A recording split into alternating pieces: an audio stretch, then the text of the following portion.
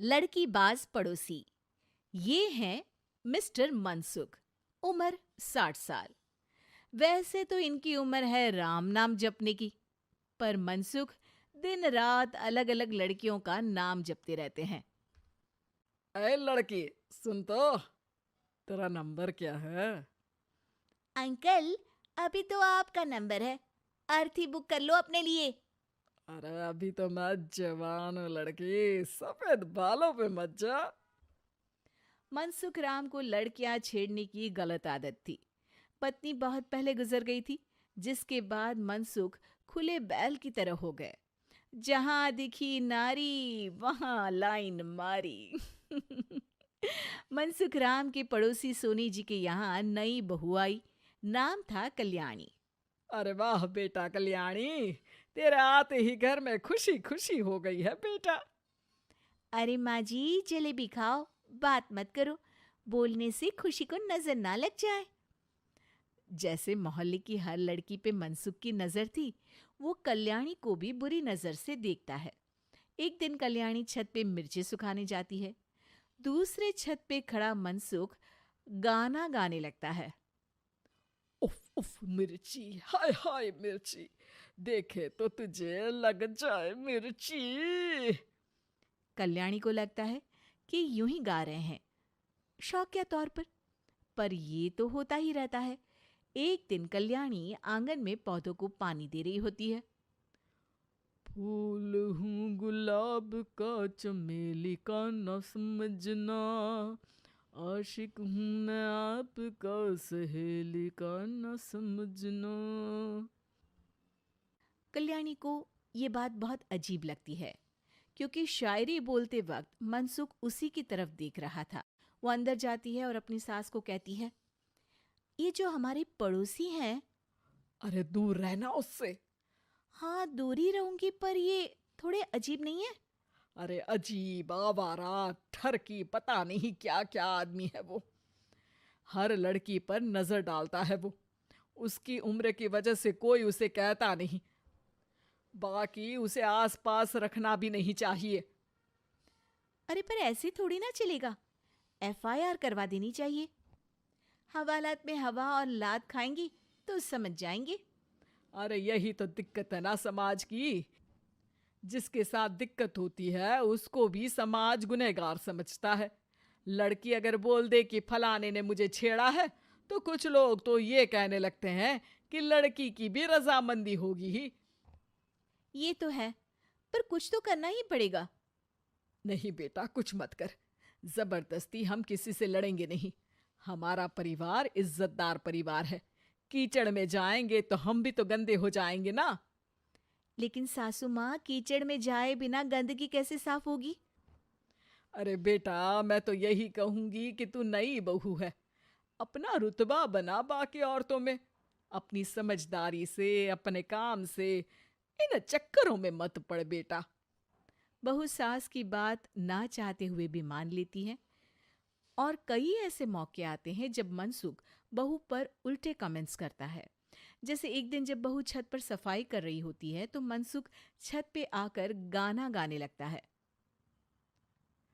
तेरा ध्यान किधर है, तेरा हीरो इधर है, तेरा हीरो इधर है। मेरा ध्यान तो आपकी हरकतों पे ही है। थोड़ा आप भी ध्यान दो कि क्या कर रहे हो आप। अरे बहुत तीखी हो, और मुझे मिर्ची पसंद भी है। अरे वाह। बुढ़ाओ कहीं के। बहू वापस अपने कमरे में नीचे चली जाती है। वो किसी को बताती नहीं है कि आज मनसुख ने उसे क्या कहा, ताकि घर में टेंशन ना हो। एक दिन बहू घर के बाहर रोड पर ठेले वाले से सब्जी खरीदने जाती है। भैया, प्याज के भाव कम करो ना, बिना प्याज काटे ही रुला दोगे वरना। तभी बहू की नजर मनसुख पर पड़ती है, जो वहां से गुजर रही एक लड़की को देखकर कहता है, शीशी भरी गुलाब की, पत्थर पे फोड़ दूं। तेरे लिए तो जाने मन जीना भी छोड़ दूं। लड़की सहम जाती है। उसकी उम्र शायद 18-19 साल की रही होगी। बहू ने जब ये देखा कि मनसुख ने इतनी छोटी उम्र की लड़की को तंग किया है, तो वो घर में जाके अपने पति से कहती है, तुम्हारा पड़ोसी मनसुख, अरे बहुत नीच आदमी है। अरे कुछ करते क्यों नहीं उसका? अरे मैं क्या करूं? पड़ोस में गंदगी है, हटानी तो पड़ेगी ना। मेरा साथ दोगे?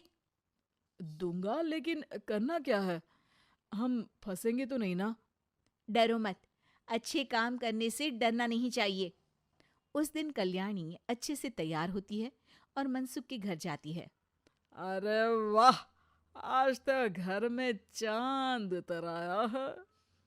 आपकी शायरी, आपके गाने मुझे यहाँ खींच लाए। शाम को मेरे पति और सास घर पर नहीं रहेंगे। आप मेरे घर आ सकते हैं चाय पीने। अरे जरूर जरूर, मुझे पता था तुम समझदार हो, पर इतनी जल्द मुझे पसंद करने लगोगी ये नहीं सोचा था। चाय पे इंतजार रहेगा। मनसुख शाम को कल्याणी के घर चला जाता है।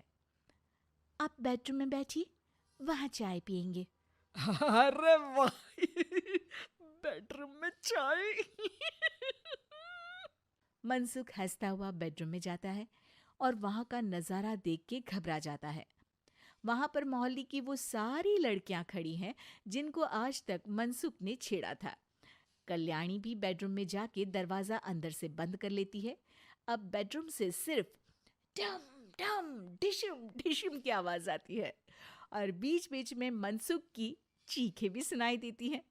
अरे माफ कर दो बिटिया, अरे नहीं नहीं नहीं, अरे डंडे से नहीं, अरे अरे लग जाएगी, अरे आई। बेडरूम का दरवाजा खुलता है और मनसुख की हालत एक लुटे फटे कौवे जैसी हो जाती है। किए की सजा तो मिलनी ही थी आपको, लेकिन आपकी और आपसे ज्यादा हमारी इज्जत का भी ख्याल रखना था। इसलिए इस बार शांति से धर धर के धरना किया हमने आपकी। अगर जरूरत पड़ी तो बाहर जुलूस भी निकाल सकते हैं। आप ऐसी गलती नहीं करूंगा, मुझे माफ कर दो। बहू मनसुख को बाहर छोड़ने जाती है। मनसुख अपने घर की तरफ बढ़ता है। वैसे आपको चाय कैसी लगी? मनसुख अपने दुखते गाल पे हाथ रख के कहता है, कड़क